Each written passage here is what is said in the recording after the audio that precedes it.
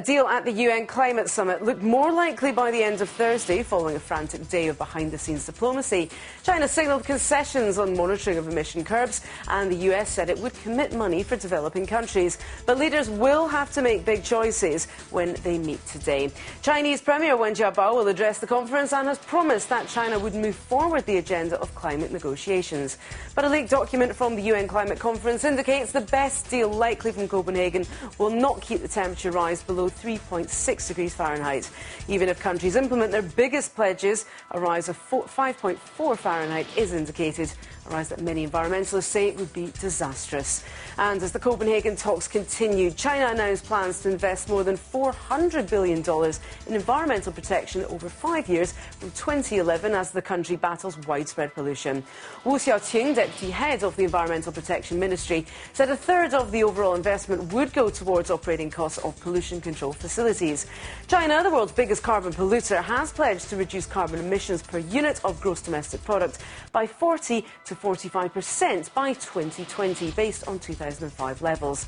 But experts say its emissions could still double given economic growth projections.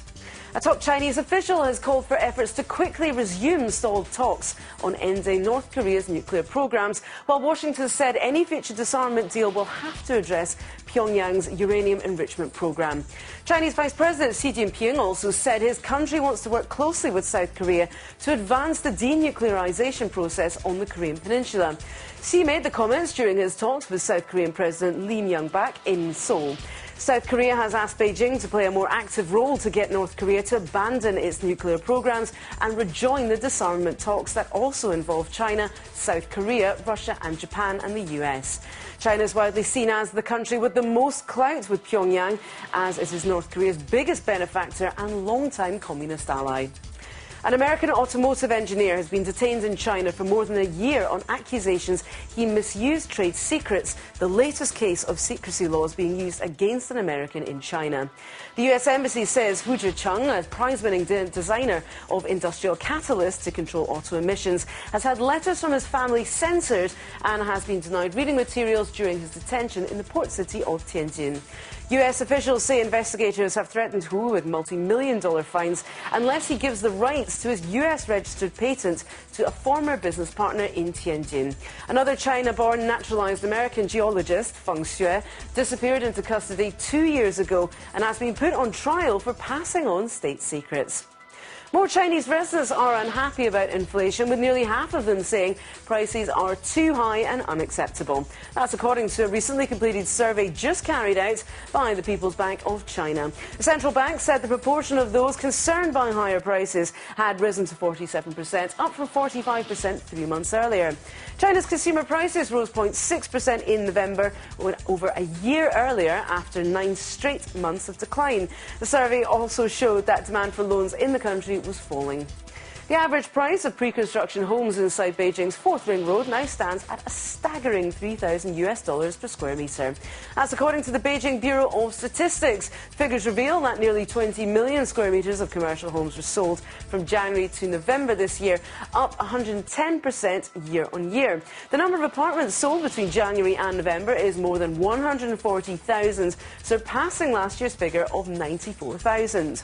The price of second-hand residential apartments also reached a new high, with a 1% increase on the price index compared with the same period last year. The roaring housing price is partly due to the preferential policy following the drive to reverse the slump in the domestic market last year. Talks are underway to form a joint venture aimed at turning the famous Shaolin Monastery into a money-spinning mega-brand. The Beijing News reports that China Travel Service is holding talks with the city government in Henan province, where the monastery is based, to form the joint venture. The Dongfeng city government said that no formal contract has been signed, and the monastery itself would not be part of the joint venture's assets. Last year, the monastery took $50 million in revenue from ticket sales alone. Dongfeng's attempts to cash in on the site have prompted widespread criticism in China. Shaolin Monastery is the 1,500-year-old birthplace of Chinese Kung Fu and Zen Buddhism.